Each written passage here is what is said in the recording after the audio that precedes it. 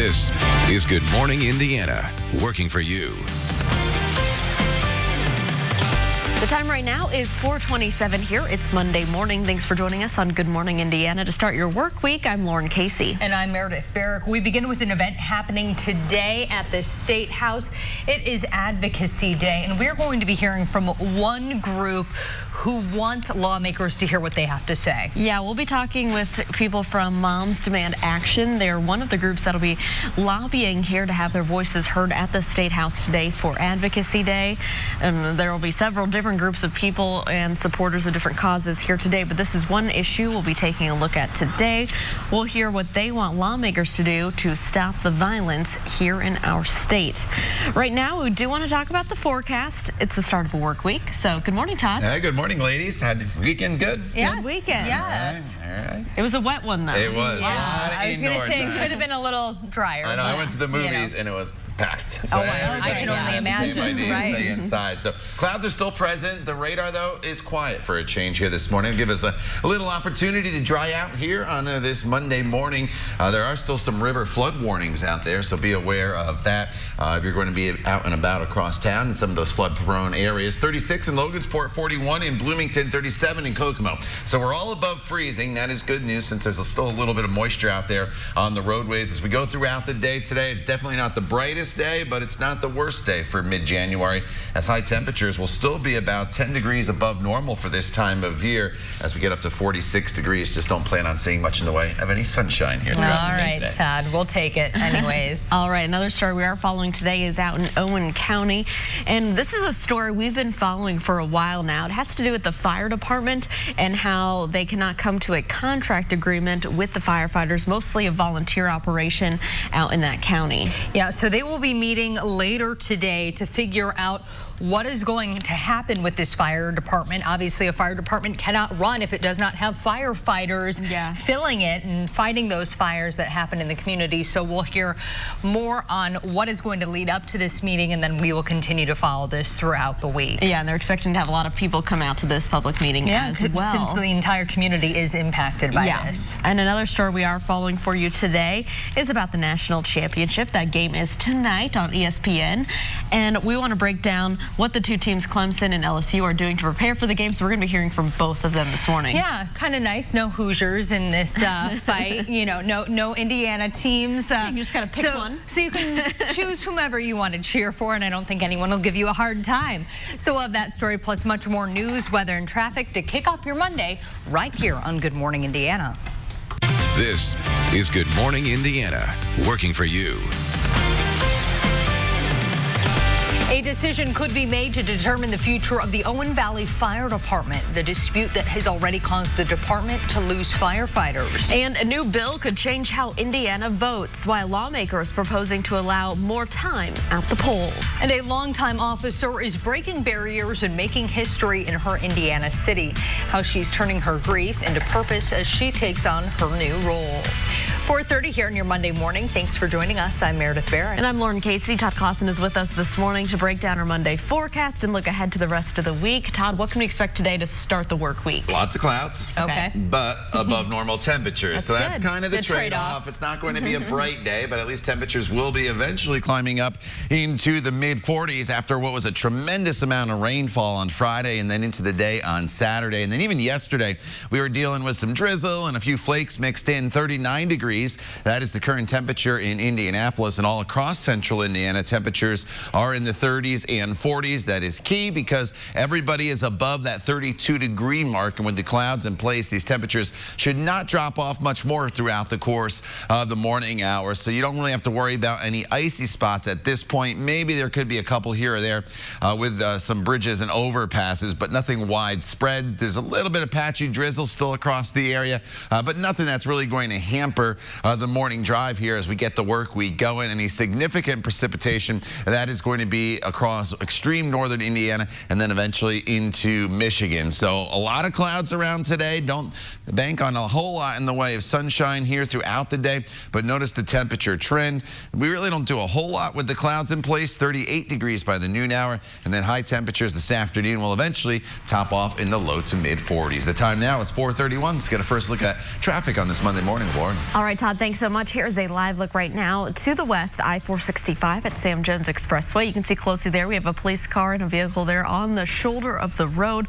But overall, the traffic on the interstate is moving up to speed, both northbound and southbound. So no issues there to slow you down. So let's take a look up on the north side at this hour. I-465 here, a view at Ditch Road.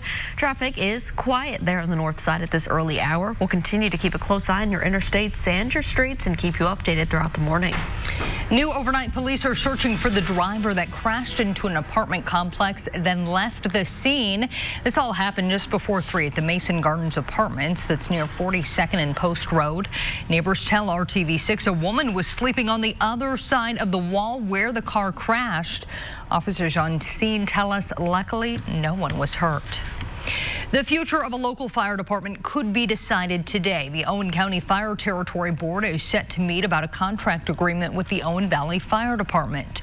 They met last month, but were unable to reach an agreement by the end of the year, causing them to lose firefighters. The group, mostly made up of volunteer firefighters, met last month to go over final business and set up a schedule to remove their belongings. Today's meeting is scheduled for 6 p.m. at the Owen Valley Fire Department. Fire officials say they are expecting a large public turnout. An investigation is underway after an early morning shooting along one of the busiest nightlife streets downtown this weekend. Indy Metro police officers say that a person was shot just after 2:30 in the morning on Sunday on Massachusetts Avenue near East Street. The victim was taken to the hospital in stable condition. If you know anything about this, you're urged to call police or Crime Stoppers. State police are also investigating after a woman was shot inside her car on I-70. Police say it happened on the interstate near Keystone Avenue around 4 a.m. Saturday. The woman was hit in the leg when her car was shot at. State police and a SWAT team served 2 search warrants in connection to the shooting, but no arrests have been made. Detectives do not believe the shooting was random.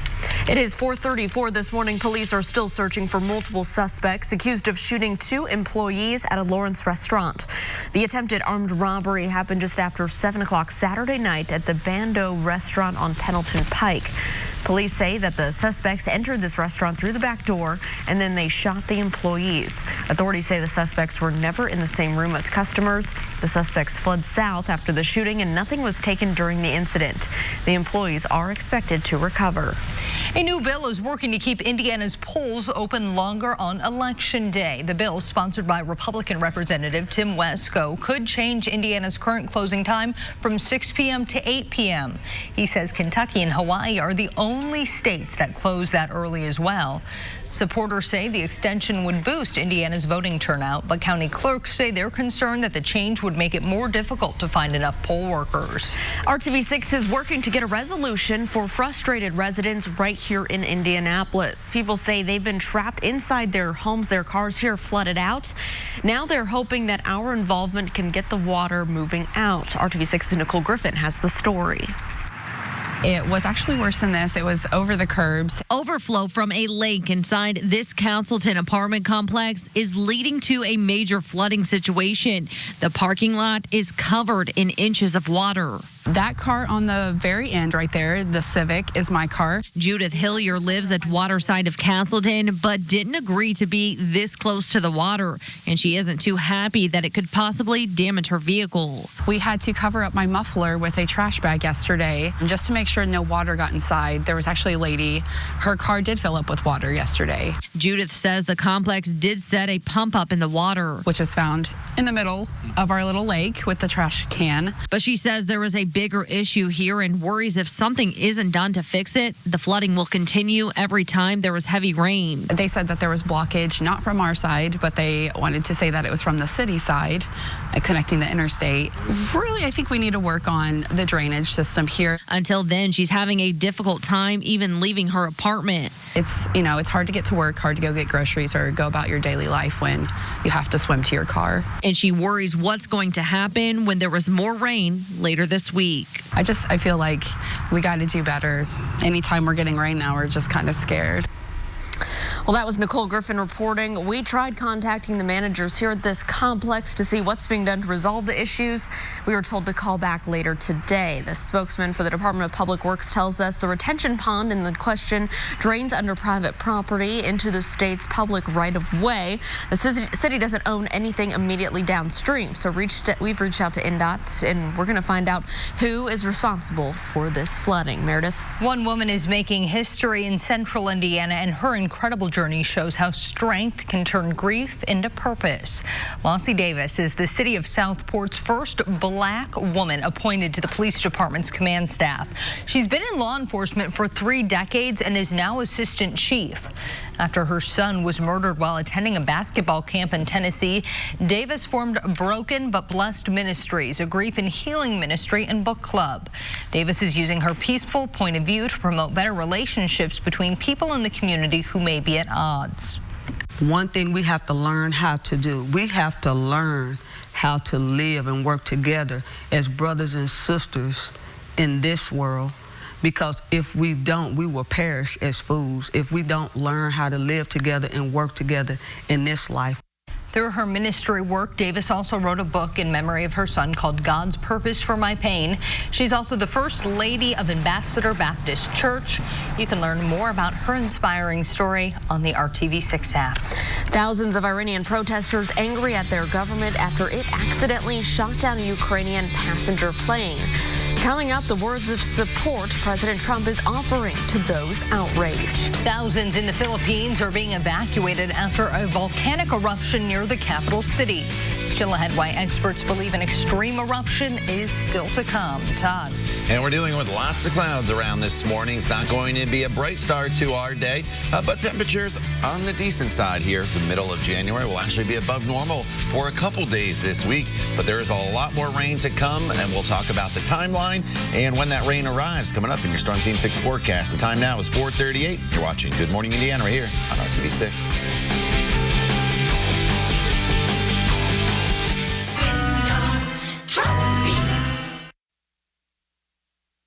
Welcome back. It is 4:41 on your Monday, and here's a live look at traffic right now at I-465, a little west of Emerson Avenue there to the southeast. You can see traffic is moving along up to speed, both eastbound and westbound right now.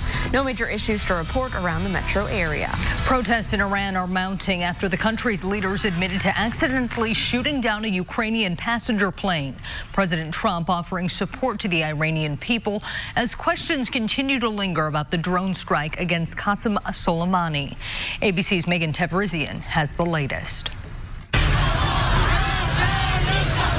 Thousands of protesters on the streets of Iran shouting anti-government slogans after the Revolutionary Guard's admission that it accidentally shot down that Ukrainian passenger plane, mistaking it for a missile, killing all 176 people on board. Just last week, Iranians were united, protesting the U.S. after the killing of Qasem Soleimani. Now, Iran's unity weakened in a sudden reversal. Protesters tearing down posters of the slain leader. President Trump offering support to the Iranian people, tweeting in Farsi and in English, "My administration will continue to stand with you." And later sending a tweet aimed at the leaders in Iran. Do not kill your protesters. The world is watching. More importantly, the USA is watching. Turn your internet back on and let reporters roam free. Stop the killing of your great Iranian people. Here at home, Trump insisting Qasem Soleimani was planning attacks against American embassies before he was killed in that drone strike. But Defense Secretary Mark Esper was asked on CBS if there was specific evidence of an imminent threat. I didn't see one with regard to 4 embassies. What I'm saying is I share the president's view that probably my expectation was they were going to go after our embassies. A new ABC News Ipsos poll finds the majority of Americans, 56%, disapprove of President Trump's handling of Iran. 43% approve. Only 25% of those surveyed report feeling safer after the strike. Megan Tevrizian, ABC News, New York. At 4:43, top New England Patriots wide receiver Julian Edelman is being charged with vandalism. He was taken into custody in Beverly Hills Saturday after he jumped on the hood of a car. The 33-year-old left damage and was arrested for vandalism and then released. He's expected to appear in court on April 13th. Edelman was named most valuable player in last year's Super Bowl. The Patriots have not commented on his arrest. The Australian government is using helicopters and airplanes to help get food to starving animals displaced by the country's wildfires. They dropped more than 4,000 pounds of carrots and sweet potatoes to colonies of wallabies. The brush-tailed rock wallabies are already endangered, and officials are afraid the fires could hurt their survival. More than 1 billion animals are estimated to have been killed.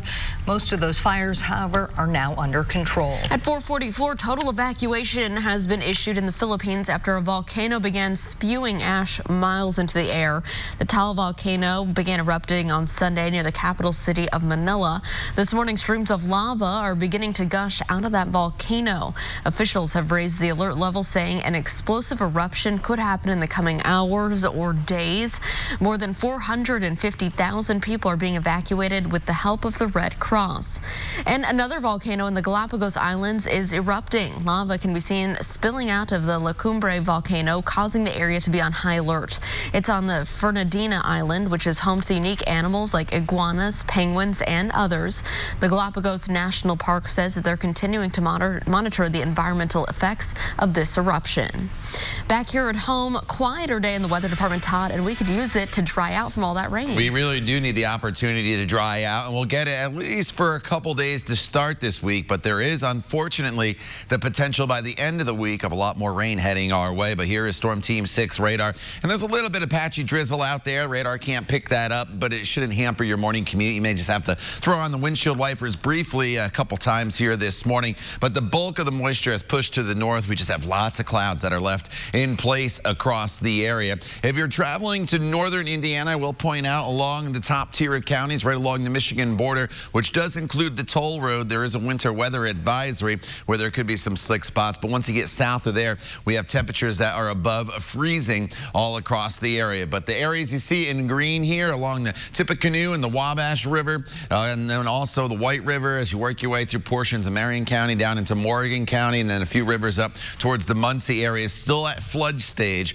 The rivers are expected to crest today or early tomorrow morning, and then they'll start to subside. But unfortunately, we do have more rain that is heading our way in the coming days. Outside right now, 39 degrees, so we are above normal. Keep in mind our normal high this time of year is 35 degrees. So we're already above that number, and we're really not going to drop off much more here throughout the day today. The winds are out of the southwest at 15, and that's going to bring some warmer temperatures into the forecast, not only today, but we should be in the mid-50s by tomorrow. 41 in Bloomington right now.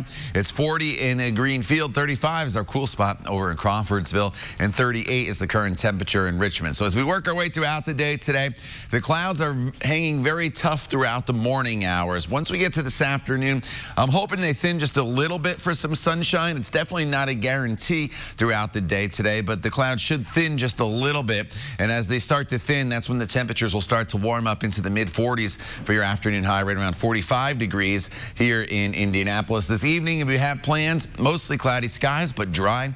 Temperatures pretty steady in the upper 30s. Sunset this evening is at 5:42. Have you noticed sunset is getting later and later now, now that we're past the winter solstice? And then for the day tomorrow, temperatures are back up into the 50s. A little more in the way of sunshine tomorrow, but overall it is going to be a mostly cloudy day. And then going forward in this forecast, here's the good news. This entire week we're at or above normal temperature-wise. I mentioned earlier the average high is 35 degrees. Notice the temperatures today will be warming all the way up into the 40s. Once we get to Tuesday and Wednesday, temperatures are going to be back up into the 50s. It's going to be really, really mild. A little bit cooler on Thursday. And then as we go into the day on Friday, temperatures still above normal, but just a little cooler than the mid-50s. So let's break it down for you. Tomorrow, mostly cloudy, 55, still right around 55 on Wednesday with a few showers. Not really concerned about any heavy rain on Wednesday.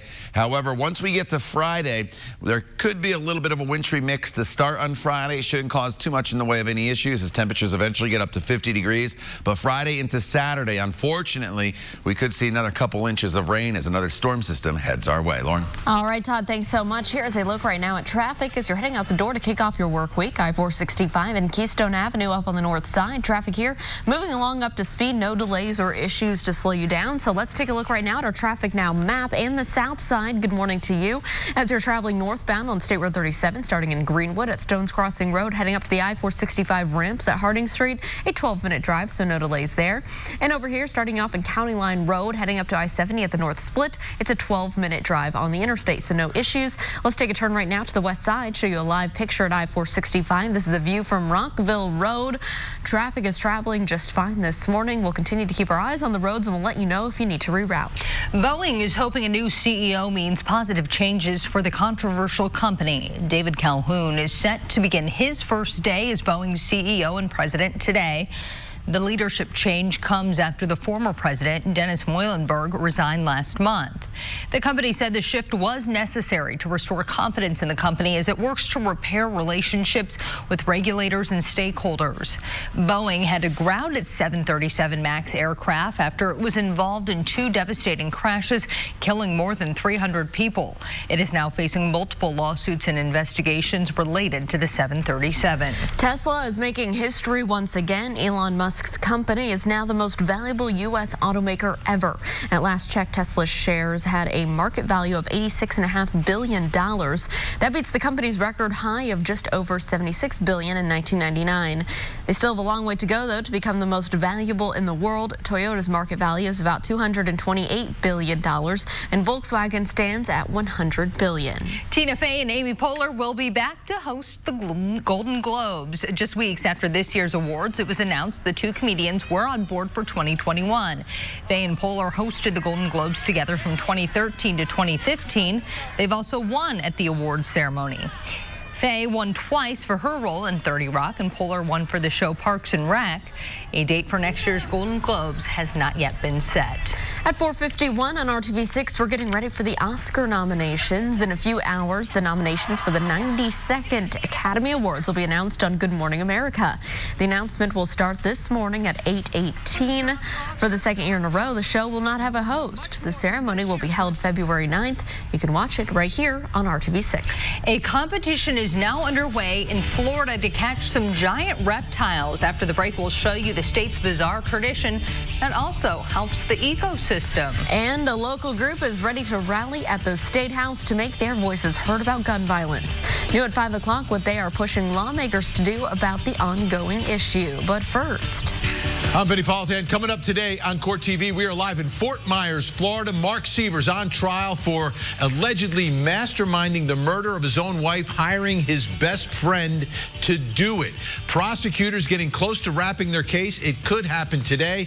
Then it'll be up to the defense to decide, will they or won't they present any evidence, and will he or won't he testify, the defendant Mark Sievers. We're live in Fort Myers today on Court TV. Vinny, thanks. And don't forget, you can watch the all-new Court TV live on your mobile device by visiting CourtTV.com. We'll be right back.